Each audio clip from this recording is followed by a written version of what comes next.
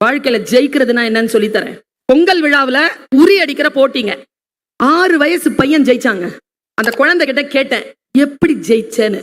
அவன் சொல்றான், நான் என்ன பண்ணேன்னு தெரியுமா, என் கண்ணு மூடி இருந்தாங்கல்ல, அதுக்குள்ள இருந்த என் கண்ணை மூடிக்கிட்டேன். அப்பா, மூடன கண்ணுக்குள்ள அவன் மூடிக்கிட்டானா தியானத்துக்குள்ள போயிட்டான்னு அர்த்தம்.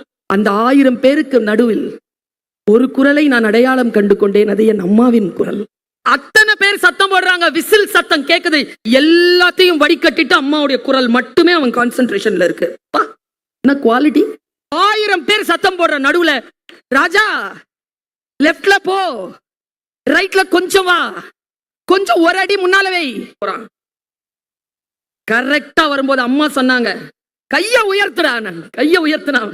அட்ரா இப்போ நான் பாருங்க, அடிச்சான், உரி உடைஞ்சிருச்சு. யாரை நீங்கள் பின்பற்றுகிறீர்கள்? யார் குரலை கேட்கிறீர்கள்? அந்த குரலை கேட்கின்ற பொழுது 1008 டிஸ்ட்ராக்ஷன் வரும். அந்த டிஸ்ட்ராக்ஷன் எல்லாத்தையும் உதிர்த்துட்டு நீங்க போகணும்னு சொன்னா, இந்த டீச்சரா ஒரு அம்மாவை உங்களுக்கு சொல்லித்தர, இந்த பிசாசை நிறைய பயன்படுத்தாதீங்க.